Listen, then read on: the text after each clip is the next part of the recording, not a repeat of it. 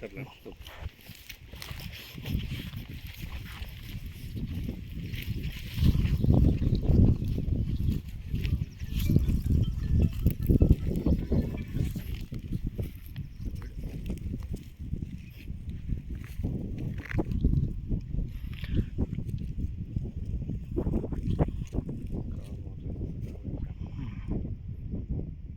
ಕಾಲೇನು ಅದೇ ನೀರೈತೆ ಅಂತ ಅದು ಕಾಯ್ದು ಅದು ಕಾಲಿದ್ದ ಅದನ್ನ ಎದ್ದಸಲ್ಲ ಅದನ್ನು ನೋಡ್ರಿ.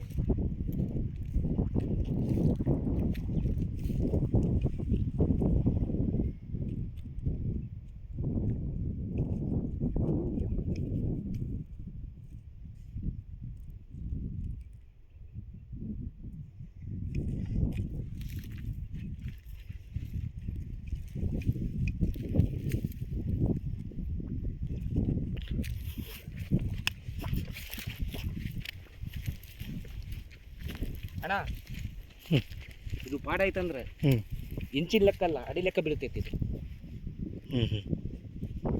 ಚೆನ್ನಾಗೈತೆ ರೀ. ಪಾಯಿಂಟ್ ಮಾತ್ರ ಚೆನ್ನಾಗೈತಿ. ಹಾಂ. ಕಲ್ಲಿಡಿ ಕರೆಕ್ಟಾಗಿ ಗುರ್ತ ಮಾಡಿ ಇದೆ ಅಲ್ಲ ಇಲ್ಲಿ ಅಲ್ಲ ಹೇಳ್ಬಿಡು, ಹೊಡೆಸ್ಬಿಟ್ಟು ಲಾರಿ ಕರ್ಕೊಂಡು ನೀವು ಎಲ್ಲಿನಾರು ಹೋಗು. ಸ್ವಲ್ಪ ಆ ಕಡೆ ಕ್ಲಿಯರ್ ಮಾಡಿ ಅವ್ರು ಮಾಡಾರ ಇಷ್ಟಕ್ಕೆ ಮಾಡ್ತಾರಲ್ಲ. ಅಷ್ಟೇ, ಅದು ಇಷ್ಟಂತ ಇರ್ತದೆ ತಡಿ. ಅದು ಒಂದಿಷ್ಟು ಎಷ್ಟು ಕೆಸಿಂಗ್ ಮಾತ್ರ ಭಾಳ ಹೋಗ್ತೈತಿ. 100 ಅಡಿ ಕೆಸಿಂಗ್ ಹೋಗ್ತೈತಿ. ಕೆಸಿಂಗ್ ಎಷ್ಟು ಹಾಕ್ಸಿದ್ರು ಪಾಡಿಲಿ ಬೋಟಸ್ ಭಾಳ ಬೀಳ್ತಾವೆ.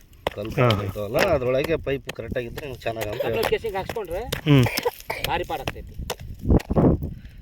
ನೋಡಿ ಇನ್ನೂ ಸ್ವಲ್ಪ ತಗೋರಿ ಗುರ್ಪಿಗೆ ಇಟ್ಕೊಳ್ತೀನಿ. ಕಲ್ಲು ಇಟ್ಟೋಗಿರ ಬಂದಾಗ ಅದಕ್ಕೆ ಕರೆಕ್ಟ್ ಅದೇ ಮೇನ ಜಾಗ. ಏನು ಮಾಡಲಿ ಅಂದರೆ ಇಷ್ಟೇ ಇಲ್ಲಿನೂ ಇದು ಇದೆ. ಹಾಂ ಹಾಂ ಈಗ ಇಲ್ಲಿನೂ ಹೇಳ್ಬೇಕು ಸರ್.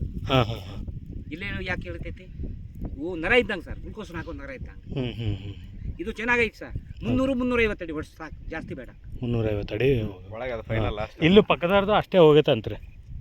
ಇದು ನಾನೇ ಮಾಡಿದ್ದು ಸರ್. ಅವರೆಲ್ಲ ಅವ್ರು ಭಾಳ ಅದಾವ. ಅದೇ ಅದು ಸರ್ 170 ಅಡಿಗೆ ಬಿತ್ತು ನೀರು. ಅದು ಈ ಬೋಟಸ್ ಬಿದ್ದುಬಿಟ್ಟು ಈ ದರ್ಶನ ದೊಡ್ಡ ಕಲ್ಲು ಇಳಿಲಿಲ್ಲ ಮೋಟ್ರು.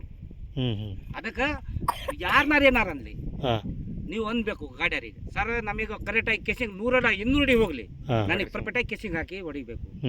ಈ ಬೋಟಸ್ ಬಿದ್ದುಬಿಟ್ಟಾವ ಅಂದ್ರೆ ಸರ್ ಮೋಟ್ರ್